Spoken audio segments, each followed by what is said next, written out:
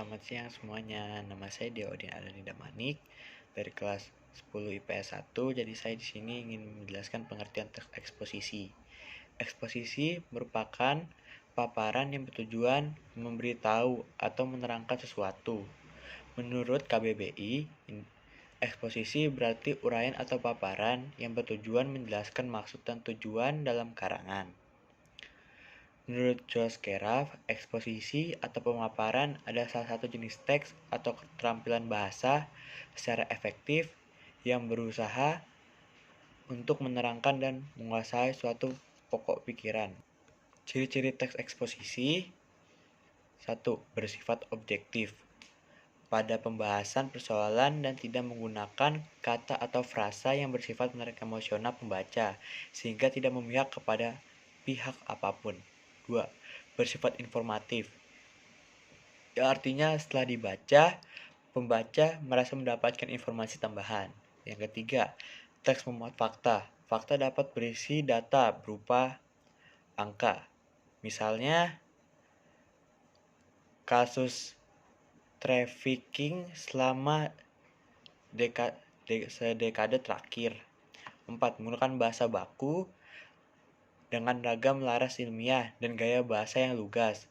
Selain itu, tanda baca dan ejaan juga sangat diperhatikan, yang ditulis berdasarkan PUEBI. Struktur teks eksposisi. Teks eksposisi memiliki struktur tersendiri yang terdiri atas pernyataan pendapat, tesis, argumentasi, pernyataan ulang. Dalam soal, pada umumnya akan disajikan potongan paragraf dan peserta didik diminta untuk mengidentifikasinya. 1. Pernyataan pendapat atau tesis. Bagian ini berada pada bagian awal teks yang berisi topik yang diangkat oleh penulis. Selain itu, opini dari penulis juga termasuk di dalamnya. Opini ini membuat pembaca untuk memastikan diri apakah pro atau kontra. Yang kedua, argumentasi. Setelah topik diangkat melalui opini, bagian selanjutnya ialah bagaimana opini tersebut didukung dengan argumentasi berdasarkan data dan fakta yang kuat serta sistematis. Semakin ilmiah data yang diberikan dan dengan penjelasan runtun, semakin baik kualitas dan tulisan. Karena itu, bagian ini pada umumnya lebih dari satu paragraf. Sebab selain data dan fakta, beberapa jenis teks eksposisi memberikan penyajian contoh berserta alasan. 3. Penegasan ulang. Bagian ini berada pada paragraf akhir, sehingga disebut juga penutup atau kesimpulan. Berikut beberapa jenis teks eksposisi. 1. Ada eksposisi definisi, eksposisi analisis, eksposisi klasifikasi, eksposisi ilustrasi, eksposisi identifikasi, eksposisi perbandingan atau pertentangan. Eksposisi definisi. Eksposisi ini menjelaskan topik tertentu secara definitif, yaitu memberi penjelasan dengan batasan makna. Terus eksposisi ilustrasi. Eksposisi ini bertujuan untuk memberikan gambaran atas suatu ide nyata agar pembaca dapat memahami dengan baik. Penggambaran ini melihat kesamaan sifat dari topik yang satu ke topik lain dengan ciri-ciri, biasanya terdapat konjungsi seperti atau bagaikan.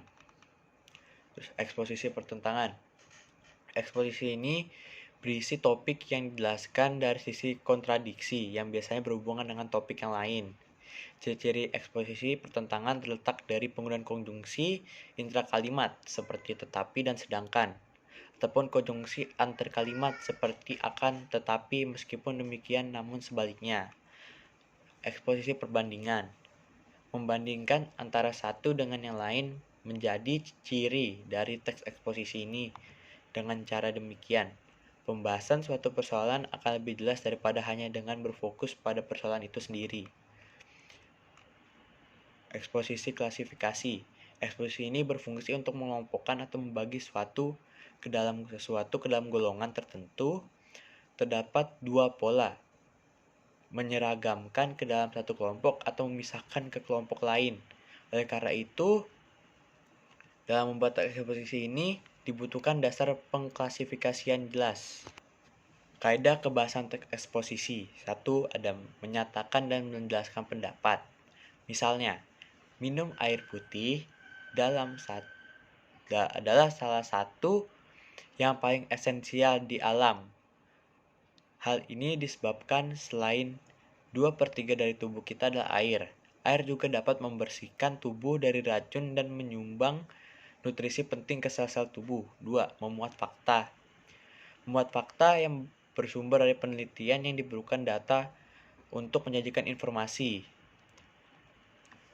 Penegasan pendapat berada di bagian penutup, yaitu berfungsi objektif dengan ragam ilmiah dan kalimat efektif. Penggunaan pronomina atau kata ganti. Pronomina adalah kelas kata yang berfungsi untuk mengganti nomina atau frasa nomina. Lalu, penggunaan leksikal. Leksikal adalah salah satu jenis kata yang menunjukkan nomina kata benda, verba kata kerja, adjektiva kata sifat, dan kata keterangan adverbia.